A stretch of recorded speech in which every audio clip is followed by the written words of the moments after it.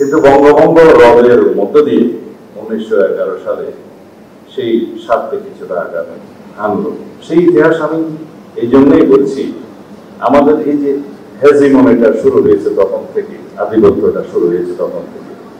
ভৌগোলিক আধিপত্যবাদ, সাংস্কৃতিক আধিপত্যবাদ এবং ধর্মীয় আধিপত্যবাদ, এগুলো সবকিছু মিলে একটা সামগ্রিক আধিপত্যবাদের কবলে ছিলাম আমাদের এই তৎকালীন পূর্ব বাংলা, পরবর্তীতে পূর্ব পাকিস্তান এবং বর্তমানে বাংলাদেশের এই ভূখণ্ডের মানুষ। সেই আধিপত্যবাদের মূল নাম কি? One India doctrine. এই ওয়ান ইন্ডিয়া ডক্ট্রিনের স্বপ্ন কারা দেখেছিল? আমি সেই নামগুলো উল্লেখ করে বর্তমান রিজিওনাল পলিটিক্সে কোনো বিতর্ক সৃষ্টি করতে চাই না, যার কারণে আপনারা এখনো দেখবেন একটি দেশের পার্লামেন্টের বাইরে যে ম্যাপটা টানানো হয়েছে পরবর্তীতে, সেই ম্যাপটা হচ্ছে সম্রাট অশোকের রাজত্বের ম্যাপ। তার মানে দাঁড়ায় তারা এখনো সেই স্বপ্ন দেখে। এই ভূখণ্ডের মানুষরা সবসময় এই ডক্ট্রিনের কবলে নিপতিত হয়েছে। আমরা শুধুমাত্র 1947 থেকে 1971 পর্যন্ত পাকিস্তানে বৈষম্যের শাসনের এবং শোষণের শিকার হয়েছি তা নয়, সেটা তাত্ত্বিকভাবে এবং ঐতিহাসিকভাবে আরো বিভিন্ন দিক থেকে আমরা হয়েছি। পাকিস্তানের সৃষ্টিটা যেমন একটা মুল্ক মেনে নিতে পারে নাই,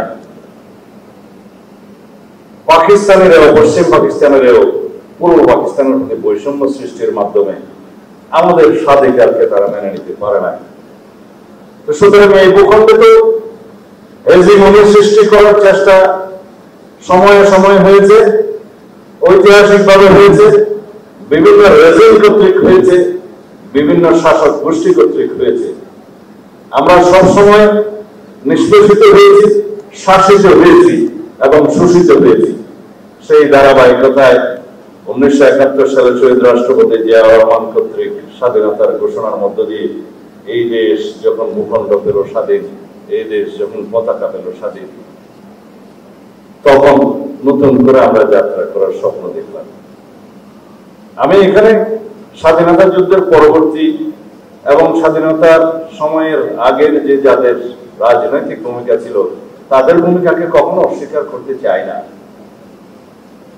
দীর্ঘ 47 থেকে 71 পর্যন্ত বাংলাদেশের মানুষের অধিকারের পক্ষে, তৎকালীন পূর্ব পাকিস্তানের মানুষের অধিকারের পক্ষে এবং স্বায়ত্ত শাসনের পক্ষে যারাই সংগ্রাম করেছেন, রাজনীতি করেছেন, আন্দোলন করেছেন, ছাত্র সংগ্রাম পরিষদ সহ সকলেরই অবদান আছে, সকলেরই রক্তের সিঁড়ি আছে, সকলেরই সংগ্রামের সিঁড়ি বেয়ে 1971 হয়েছে।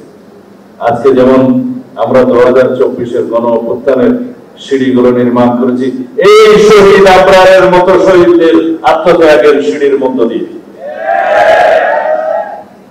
আমরা আমাদের সিঁড়ি নির্মাণ করেছি শাপলা চত্বরের শহীদের রক্তের উপর দাঁড়িয়ে। আমরা আমাদের রক্তের সিঁড়ি তৈরি করেছি 422 জনেরও বেশি ছাত্র যুব বন্ধুদের, বিএনপির নেতা কর্মীদের রক্তের সিঁড়ি মাড়ি।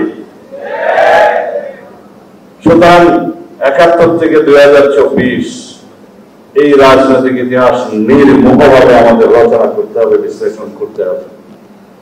তাহলে আমরা ভিনদেশী আধিপত্যবাদের যে ইতিহাস বিশ্লেষণ করতে পারবো, একই সাথে বাংলাদেশে অবস্থিত জিতাবার শেখ হাসিনা কোন অবনতির ইতিহাসও আমরা বিশ্লেষণ করতে পারবো।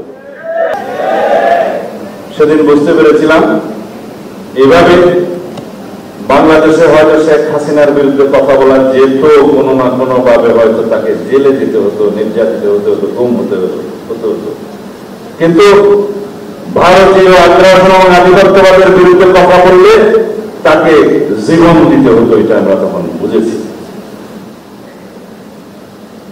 সেই কারণে আপনাকে হত্যা করা হয়েছে।